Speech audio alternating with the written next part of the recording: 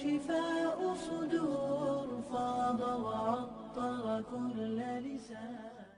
اور شہد جو ہے میں نے آپ کو بتایا کہ وہ مکھی جو پھلوں اور پھولوں سے رس چوس کے شہد بناتی درختوں پر، وہی اصل میں شہد ہے، باقی نقل ہے.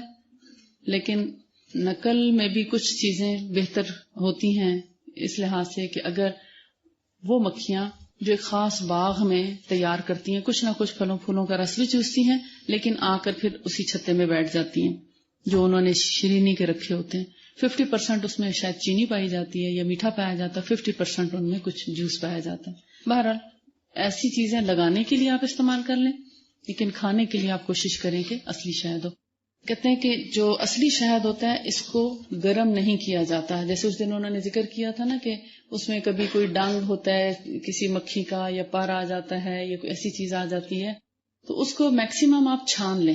اگر چھان کے وہ چیز نکل آتی ہے، چونٹیاں وغیرہ ہوں وہ الگ چیز ہے، اس کو پھر آپ سکن پہ لگانے کے لیے استعمال کر لیں، کھانے کے لیے. اگر کسی شہد میں چونٹیاں پڑ گئی ہیں اس کو کوشش کریں چھاننے کی. اگر وہ نہیں چھنتا، اب آپ کی قسمت کی بات ہے، اگر چھن جاتا ہے آپ چونٹی اس میں سے نکال سکتے ہیں تو اس کو کھائیں نہیں، اس کو لگانے والے دواؤں میں استعمال کر لیں.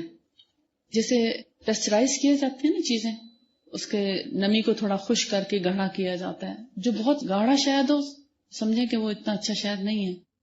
اصلی شہد تھن ہوتا ہے، اس کی ایک پہچان ہے. اور اگر اس میں آپ ایک فنگر ڈپ کریں اصلی شہد کو پہچاننے کے لیے، تو آپ اس کو جتنا اونچا لے جائیں بہت دیر تک اس کی تار نہیں ٹوٹتی. لیکن جو عام شہد ہوتا ہے، نقلی کہہ لیں یا فارم ہاؤسز میں تیار شدہ، آپ دیکھیں ایسے آپ ڈپ کرتے ہیں تو انگلی کے ساتھ قطرہ لگا ہوا آ جاتا ہے اور باقی سارا شہد نیچے. تو یہ ایک تھوڑی سی پہچان ہے اصلی شہد کی. النور شفاء صدور فاض وعطر كل لسان.